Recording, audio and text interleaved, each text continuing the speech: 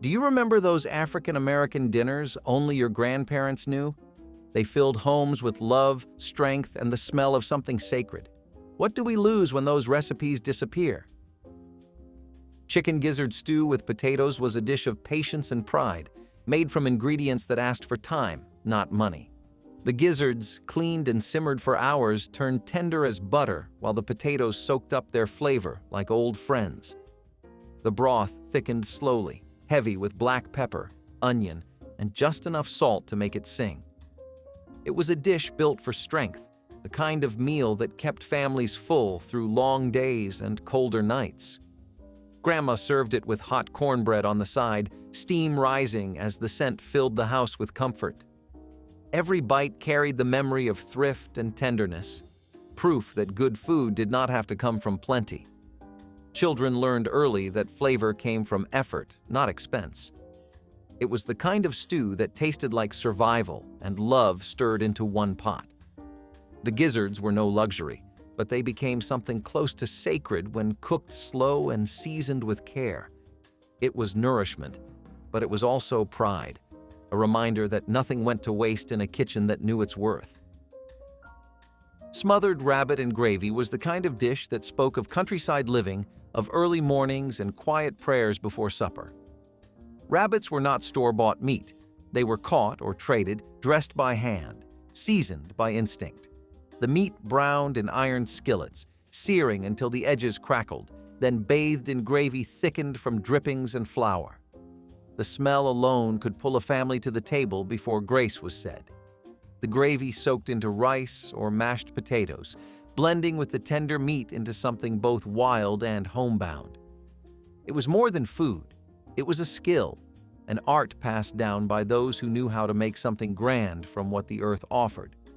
For those who grew up on smothered rabbit, it was a taste of legacy, not luxury. Every forkful carried the rhythm of survival and the softness of care. It was slow, steady cooking, the kind that taught patience, gratitude, and love in every stirring of the pot. Catfish Courtbouillon was Sunday food, Creole at heart, full of fire and family. Thick fillets of catfish simmered in a tomato gravy rich with onion, garlic, and bell pepper until the sauce turned the color of sunset. It was ladled over rice, steaming and fragrant, with spice that woke the tongue but soothed the soul. Families gathered around kitchen tables, passing bread to dip into the sauce until not a drop remained. It was the kind of dish that reminded everyone of where flavor began, with sweat, soil, and skill. Courtbouillon was more than a recipe. It was a gathering, a celebration of what could be created from river and hand. The sound of the pot bubbling matched the laughter in the room, the rhythm of spoons against bowls steady as a hymn. It was food that belonged to both past and present, proof that the simplest ingredients could still taste like a feast. Turkey wing pot roast turned thrift into triumph, stretching a few wings into a meal that could feed many. Grandma browned them first, the skin crisping under the heat before she laid them into the pan with carrots, onions, and potatoes. A little water, a pinch of spice, and time did the rest. Hours later, the kitchen smelled like heaven, rich, savory, and full of promise. The meat fell from the bone with the gentlest touch, the gravy glistening across the vegetables. It was not expensive, but it was everything a meal should be, filling, flavorful, and full of care. Families gathered, hungry and happy, their plates warm and their spirits lifted. Turkey wing pot roast was proof that even the least celebrated parts could shine when cooked with love. It was patience turned into flavor, comfort baked into tradition, and every bite whispered that nothing made by hand was ever humble. Butter beans and ham bones simmered slow and steady, filling kitchens with a smoky sweetness that wrapped around the heart. The beans softened in a broth rich with salt, pepper, and the deep flavor of ham bones saved from Sunday dinners. The liquid thickened as it cooked, turning creamy without cream, smooth and savory all at once. Each spoonful felt like nourishment and memory combined. It was a working family's supper, simple, steady, and warm. Grandma served it with rice or a piece of hot cornbread, the kind that crumbled just right into the beans. It fed bellies and soothed worries, a humble dish that stretched further than anyone expected. Butter beans and ham bone were proof that leftovers could lead to greatness, that love could season better than any spice. Each bowl carried the spirit of resourcefulness, the kind that turned scraps into sustenance and made the table a place of peace. Cornbread and buttermilk supper bowls were the taste of simpler times, a meal born of necessity that never lost its charm. The cornbread, often left over from the night before, was crumbled into a bowl and soaked in cold buttermilk until it softened just right. The tang met the sweetness of corn in a perfect, quiet balance. For tired workers, it was supper and rest in one, cool and filling without fuss. Some added sugar, others salt, but every version told the same story: of thrift, of satisfaction, of pride in making something from little. It was eaten on porches, in silence or soft conversation, the clinking of spoons the only sound. The simplicity made it sacred. It reminded people that food did not need luxury to bring joy. It only needed heart. Cornbread and buttermilk was a meal of gratitude, an act of stillness after long days of living and labor. Pork neck stew with mustard greens was a masterpiece of thrift, a dish that turned tough cuts into tender comfort. The neck bones simmered for hours, releasing a deep flavor that clung to every leaf of mustard green. Vinegar gave it a bright kick, pepper added fire, and the greens softened into something silky and strong. It was food for those who knew patience, who understood that good things come slow. The scent filled the whole house, rich and smoky, curling through hallways and calling everyone to the table. Served with rice or cornbread, it was as satisfying as any feast. This was the kind of dinner that told the truth about survival, making something beautiful from what others overlooked. Every spoonful carried pride, memory, and grace. Pork neck stew with mustard greens was more than a meal. It was a reminder that nothing is wasted in a kitchen built on love. The broth shimmered with richness, and the greens, once bitter, turned mellow under time and care. It was a meal that tasted like endurance itself, proof that struggle could still bring sweetness, one slow, simmering pot at a time. Fried trout with cornmeal crust was the flavor of rivers, of long afternoons spent with fishing lines and laughter. The trout, caught fresh, was rolled in seasoned cornmeal until coated in gold. Dropped into a skillet of hot lard, it hissed and crackled like applause. When pulled out, it gleamed, crisp outside, tender within. The first bite was pure joy, salty, crunchy, and clean, like sunlight and water turned edible. Families gathered outside, eating straight from paper plates, fingers greasy, hearts light.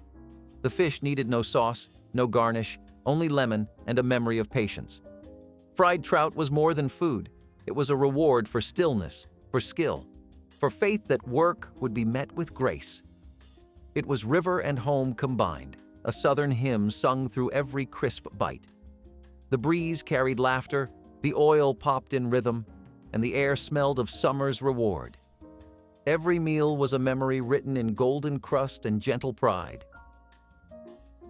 Chicken and rice casserole with cream of mushroom was the kind of modern miracle that found its way into kitchens by the 1960s. Canned soup met tradition, and somehow it worked.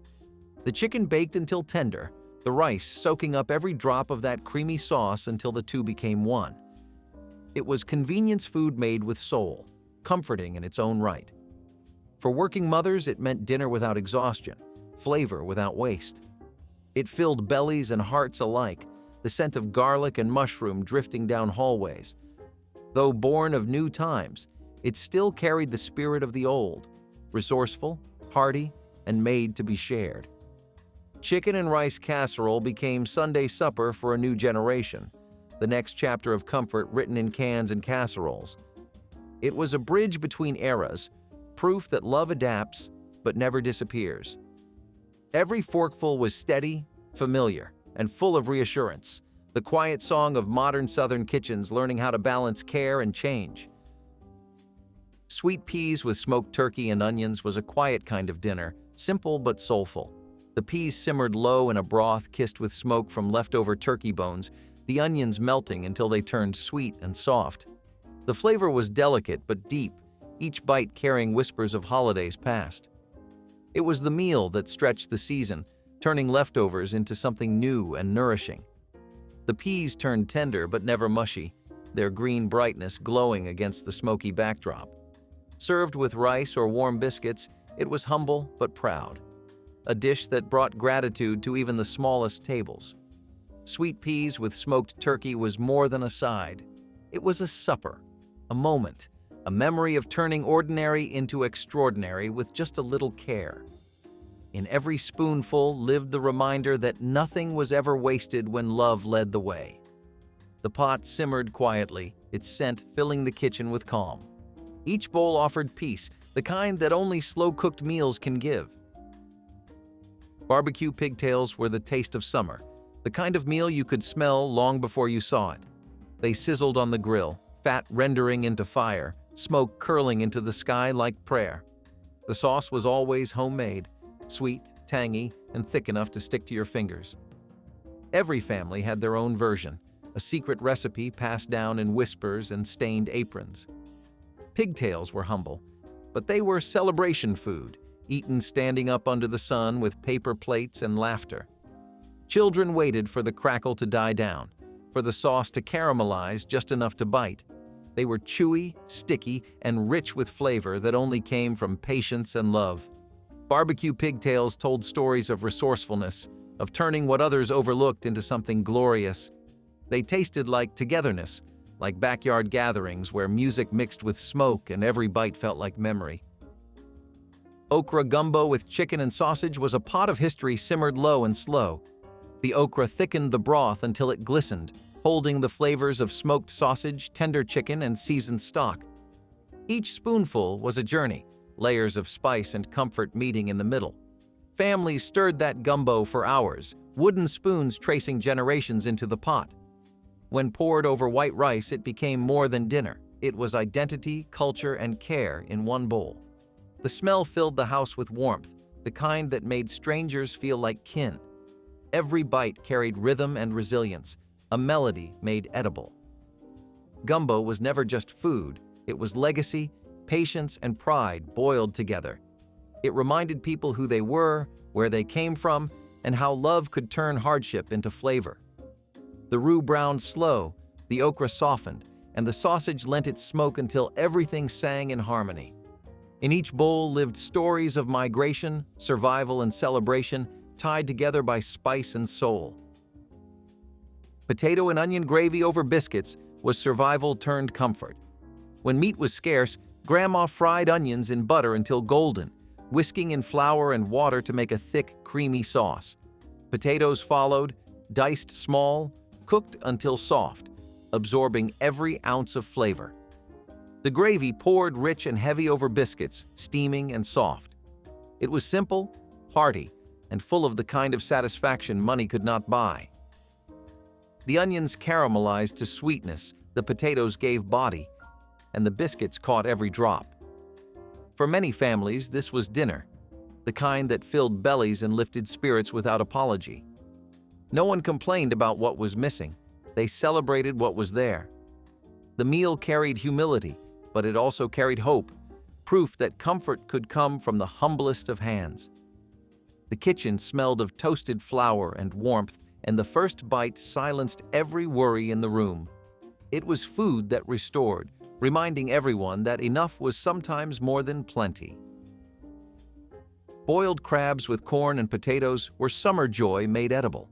The pot bubbled over open fire, steam carrying the scent of spice and salt across the yard.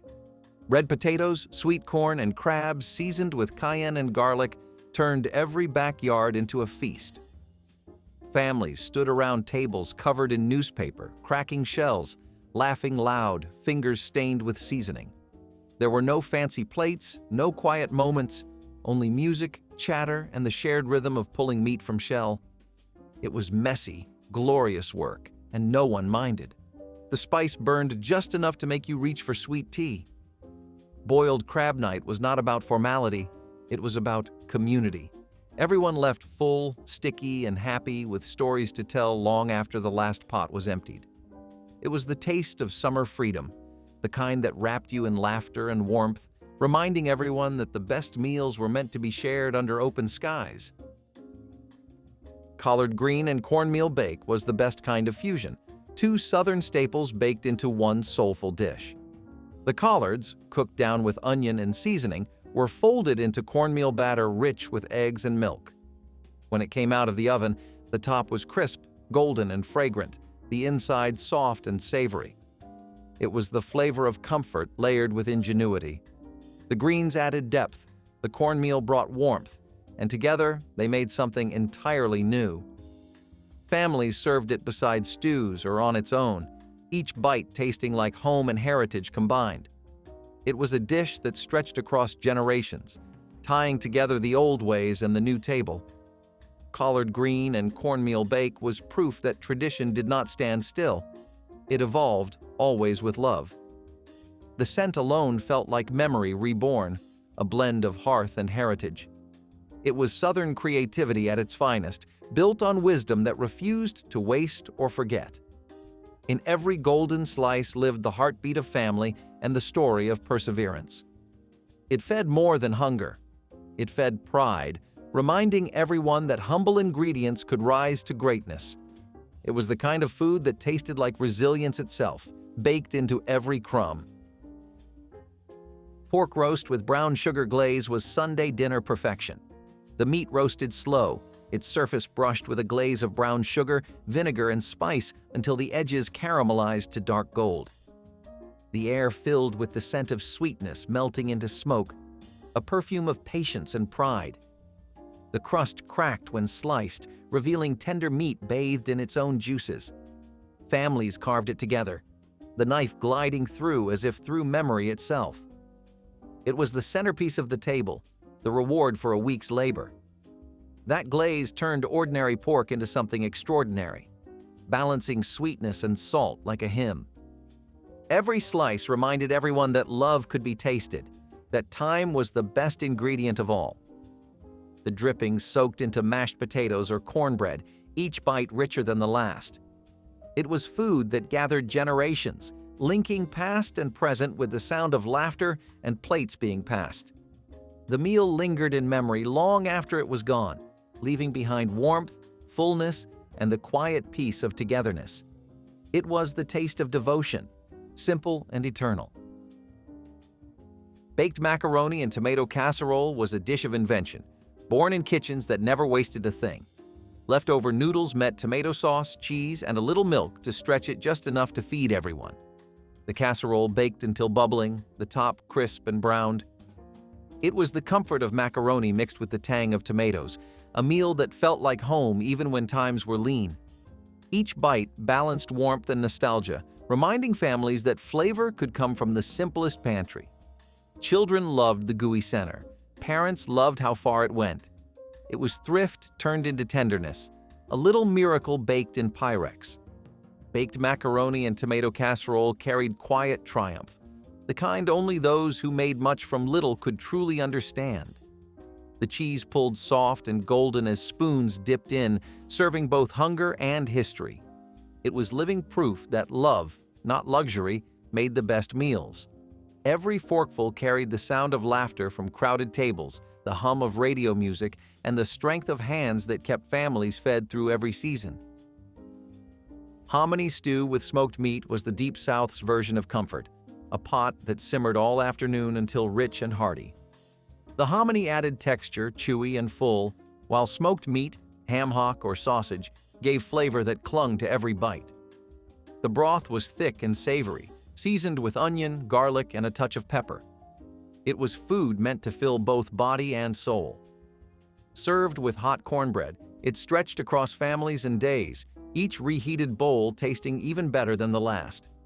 The stew carried stories of endurance, of stretching one meal into many. It was Southern resilience in edible form, warm and honest. Hominy stew was proof that comfort did not come from extravagance. It came from care, from slow stirring, and from the wisdom of hands that had seen much and still cooked with love. When the pot finally came off the stove, the smell alone could silence a room. Every spoonful carried smoke, salt, and time itself. It tasted like patience rewarded, like family gathered close after long days apart. Cabbage and corned beef hash was the pantry's promise kept. Canned corned beef sizzled in cast iron, melting into onions and potatoes until crispy at the edges. Shredded cabbage followed, softening in the fat and salt until every bite turned rich and smoky. It was a one-pan wonder, hearty enough to stand alone, humble enough to belong anywhere. For families on tight budgets, it was comfort that did not ask for apology. The kitchen filled with a scent that felt both savory and safe. Served with biscuits or rice, it fed many and left none hungry. It was proof that flavor could bloom even from a can, that dignity lived in every meal made with heart. The potatoes browned just enough to crunch, while the cabbage melted into sweetness. It was food that reminded people that love does not always wear a feast. It sometimes comes in the quiet sound of a skillet and a full belly. Pan-fried mullet with vinegar slaw was the coast on a plate. The fish, dusted in cornmeal and fried golden in hot oil, snapped crisp at first bite. The vinegar slaw, cold and sharp, cut through the richness perfectly. It was beach food before tourism, caught by hand and cooked on the same day. Families gathered on porches, paper towels spread, fish stacked high. The tang of vinegar met the salt of the sea, the warmth of home meeting the cool of evening air. It was flavor that needed no explanation. Honest, direct, unforgettable. Pan-fried mullet was the South's promise, that beauty lived in simplicity, and that every meal could taste like gratitude. The sound of frying filled the air, a rhythm as familiar as waves on the shore. Children would sneak pieces from the platter, laughing when caught, their fingers glistening with oil and joy. It was memory, sustenance, and sunshine bound in one meal. Savory bread pudding with onions and broth was the definition of Southern thrift. Nothing wasted, everything transformed. When bread went stale, it never went in the trash. Grandma would cube it, toss it with sautéed onions, garlic, and leftover drippings from the last roast, then soak it all in seasoned broth. The mixture baked until golden and crisp on top, soft and custard-like underneath. It came to the table steaming, smelling of roasted comfort and home. Each bite carried layers of texture and taste, crunch meeting tenderness, salt meeting warmth. Some families added bits of ham or sausage when they had it, but even plain, it was satisfying. Served beside greens or beans, it filled bellies and hearts alike. This was the kind of meal born from ingenuity, the quiet magic of making something from nearly nothing. Savory bread pudding wasn't just dinner. It was a lesson in care, waste not, want not, and finding abundance where others saw scraps. Braised rabbit with turnips and carrots was the kind of meal that carried both humility and pride. Out in the countryside, rabbit was not luxury. It was what the land gave you if you were patient and skilled. Cleaned, seasoned, and browned in a cast-iron pot, it simmered slowly with root vegetables and broth until tender enough to fall apart. The carrots sweetened the sauce, the turnips soaked up the flavor, and the whole dish became an embrace against the chill. Families gathered around it during winter, grateful for its warmth and nourishment. The aroma filled small houses, mingling with wood smoke and conversation. There was reverence in every bite, a recognition of effort and endurance. Braised rabbit was the taste of self-sufficiency, of knowing how to thrive when little came easy. It was quiet, hearty elegance, a dish that reminded people how far care and patience could stretch a simple meal. Cornbread-topped chicken pot pie turned leftovers into gold. Instead of pastry crust, thrifty cooks poured cornbread batter over creamy chicken and vegetables, letting it bake until puffed and golden. The result was a perfect blend of soft filling and slightly sweet crust, hearty enough to stand alone. Every bite had the comfort of home, warm gravy, tender chicken, and buttery corn flavor melting together. The scent was pure nostalgia, that cozy mix of baked corn and simmered stock. This was a dish built on resilience, the kind that made the most of what was already there. It stretched a small bird across a family, leaving everyone full and grateful. Cornbread-topped chicken pot pie was food made with intention, proof that comfort didn't need excess. It needed heart. You could taste love in every layer, from the browned edges to the tender crumbs soaking up the sauce below. Smoked sausage with cabbage and potatoes was a weeknight lifesaver for working families. It came together in one pan, fast and filling, with flavors that felt far richer than their cost. The sausage browned first, releasing smoky fat that coated the vegetables with instant depth. Cabbage wilted gently, potatoes softened until creamy inside, and onions caramelized into sweetness. The whole skillet hissed and sizzled, a soundtrack of comfort cooking. This meal didn't need fancy ingredients. It was proof that the simplest things, cooked right, could taste like abundance. Served hot with cornbread or rice, it filled the air with warmth and the table with satisfaction. It was a meal that respected both time and thrift, one that working parents relied on to feed hungry children after long days.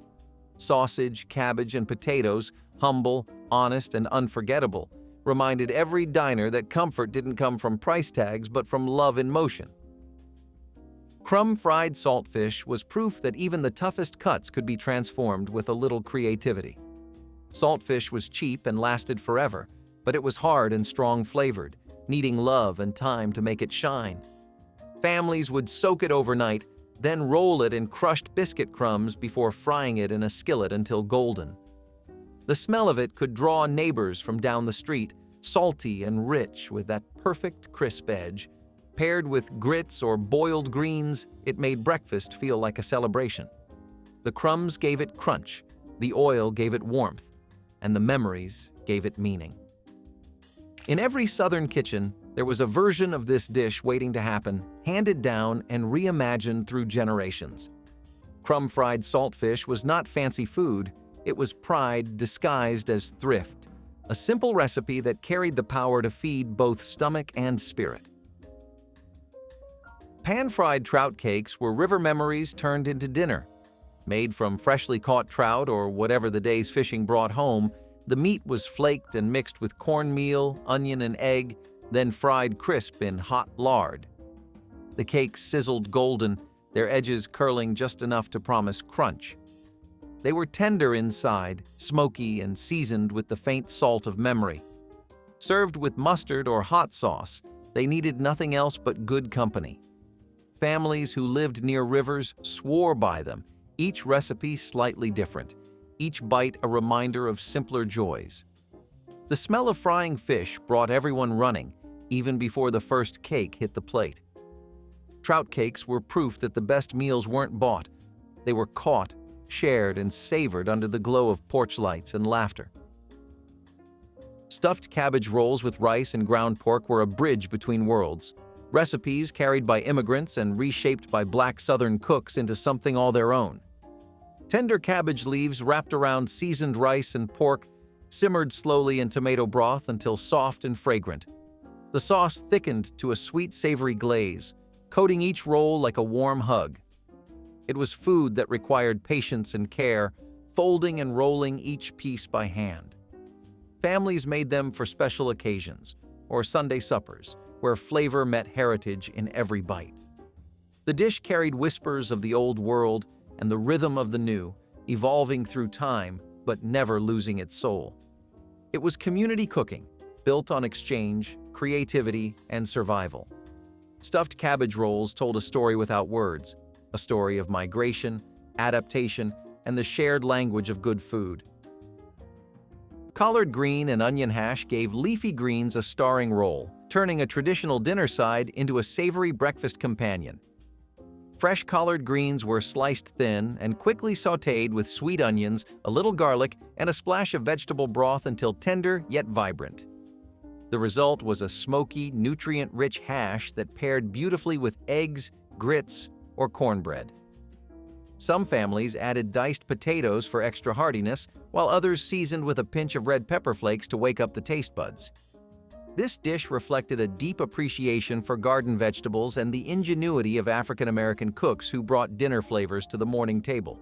Collard green and onion hash provided iron, vitamins, and a satisfying warmth that lasted through long days. Its quick preparation and bold taste made it a weekday favorite, while its connection to Southern tradition made it feel timeless, proving that breakfast could be as wholesome and flavorful as any evening meal. Pig ear sandwiches were another example of how Black families wasted nothing and found flavor where others saw scraps. Pig ears, which butchers often sold cheaply, were boiled until tender, then sliced thin and placed between bread with mustard or hot sauce. The texture was chewy, but the taste was rich and savory, making them surprisingly satisfying. For many, these sandwiches became a dependable lunch or supper when more expensive meats were out of reach. They were especially common in rural towns where hogs were butchered at home and every part of the animal was used. Families knew that wasting nothing was not just thrifty, it was survival. Eating pig ears was also a mark of resilience, turning overlooked cuts into a food that people grew to enjoy. Today, pig ear sandwiches are remembered as a dish born from necessity, but filled with pride, showing just how much strength could be found in the humblest of meals. Burdock root stew speaks to the deep botanical knowledge carried by African cooks who could read the land for nourishment even when fields were bare. Burdock, a hardy root with a flavor similar to earthy artichoke, grew wild along fence rows and shaded ditches where other crops refused to thrive. Gatherers dug the long tap roots with simple hand tools, scrubbed them clean, and sliced them thin before simmering them for hours with any garden greens or herbs that might be on hand. The slow cooking softened the root into a tender base for a broth that was both filling and rich in minerals. This practice echoed African and indigenous traditions of using wild roots as a staple during lean times. After emancipation, burdock continued to appear in rural foraging guides and folk remedies, admired for its subtle sweetness and sustaining qualities. Today, herbalists still value burdock for its nutrients, reminding us that what once served as a quiet survival food remains a symbol of resourcefulness and a connection to the untamed landscape of the American South. Homemade cane. Syrup drizzle once gave biscuits and pancakes a dark, smoky sweetness unmatched by refined sugar. Families would harvest sugarcane, crush the stalks, and boil the juice in large iron kettles until it thickened into a rich amber syrup. The work was hot and sticky, often stretching from dawn until late night, but the reward was a flavor that defined Southern breakfasts and holiday treats. Children watched the bubbling kettles with wide eyes, waiting for a chance to taste the warm syrup on a fresh biscuit. Neighbors often shared the labor and the finished product, turning the syrup making into a community event as well as a culinary one. Over time, industrial sweeteners and store-bought syrups replaced the careful craft, and the knowledge of how to coax sweetness from cane faded with older generations. For those who remember, a spoonful of homemade cane syrup is more than a taste. It is a memory of family unity, hard work, and the sweetness that perseverance can bring. Fried green tomatoes with grits was a cheap Southern classic that carried both tradition and thrift in every bite. Unripe tomatoes, plucked before they spoiled, were sliced, dredged in cornmeal, and fried until golden in a skillet of hot oil or bacon fat. My grandmother paired them with bowls of creamy grits, the cornmeal base that stretched across countless households for pennies. The tomatoes were tangy and crisp, the grits soft and warm, creating a contrast that satisfied both hunger and taste. It was food that came straight from the garden and pantry, without needing costly additions. Families ate it often in the summer when tomatoes grew in abundance, but it found its way to the table year-round. The combination of fried green tomatoes with grits represented resilience, resourcefulness, and the comfort of tradition. In the 1960s, this meal stood as proof that good food did not depend on wealth but on knowing how to use what you had wisely. Cornmeal batter cakes were one of the simplest meals that could appear on a Southern table, and they carried generations of tradition within them. Families would take cornmeal, water, and sometimes a pinch of salt, stir it into a thin batter, and fry it on a hot griddle until crisp at the edges. They were plain, but they filled stomachs and could be eaten with molasses, honey, or drippings if there was any to spare. For children heading to school or workers starting long days in the fields, these cakes offered quick energy without costing much. Cornmeal was one of the most dependable ingredients because it was cheap, easy to store, and produced in abundance across the South. A few scoops stretched further than wheat flour, and it did not require yeast or fancy preparation. Cornmeal batter cakes might have been plain, But in households facing hunger, they meant survival and warmth. They were a food that held families steady when little else did. Hickory Nut Milk delivered rich nutrition from the forests when dairy was limited or unavailable. Hickory nuts were cracked and pounded into a fragrant paste, then steeped in hot water and strained to produce a creamy liquid full of natural oils and protein. This drink could be enjoyed warm as a morning beverage or used to enrich cornbread and porridges, offering sustenance without reliance on cow's milk. The technique drew directly from indigenous American practices, which African cooks learned and adapted to their own needs. Hickory trees were plentiful across the Southeast, ensuring a steady supply for those willing to gather and crack the tough shells. Even after emancipation, rural families continued making hickory milk for special dishes, and some Appalachian recipes still call for it today. Its smooth flavor and nourishing qualities illustrate how African American cooks combined local knowledge and old-world methods to create foods of lasting value. Hickory nut milk stands as a quiet but powerful symbol of ingenuity, linking the forest's bounty to a tradition of resilience and culinary skill. Sorrel Hibiscus Tea brought a ruby glow to church socials and summer porch gatherings. Its tart floral flavor, steeped from dried hibiscus petals and sweetened with cane sugar, reflected Caribbean influences that African American families carried north and west during migrations. Grandmothers brewed the tea in large enamel pots, sometimes adding a hint of ginger or a squeeze of lime to brighten the taste. Children watched the deep red liquid swirl into pitchers, knowing it signaled a special occasion. Served chilled over cracked ice in simple glasses, sorrel tea cooled guests during humid evenings while hymns and laughter filled the air. The drink offered more than refreshment. It was a quiet connection to ancestors and homelands across the sea. Over time, soda and store-bought beverages replaced the careful steeping of petals and spices, and the vibrant tradition faded in many communities. Those who still make it treasure the deep crimson reminder of resilience and shared history that once colored every celebration. Butter beans and rice were another cheap but comforting meal that carried families through lean times. Butter beans, with their creamy texture, were slow-cooked until tender, often flavored with a smoked ham hock or bone if one was available. The smoky taste infused the beans and created a rich broth that poured beautifully over rice. My grandmother used long-grain rice that stretched a pot of beans into enough servings for the whole household. The dish was hearty, filling, and nourishing, feeding both body and spirit. Butter beans were inexpensive compared to meat, yet they carried enough protein to keep families going strong. Children learned to appreciate the soft beans and flavorful broth as part of everyday meals, and adults recognized their value in stretching budgets. It was not a dish of extravagance but of practicality, a dinner that turned cheap staples into something people looked forward to. Butter beans and rice told the story of resilience in kitchens where every penny counted and every plate needed to satisfy. Catfish stew was a hearty dish that brought riverside living directly into the kitchen. Catfish was plentiful in southern waters and could be caught by hand or with simple nets, making it accessible to families with little money.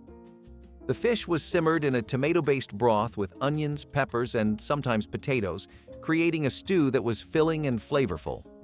Served with rice or cornbread, it became a meal that could feed many people from just a few ingredients.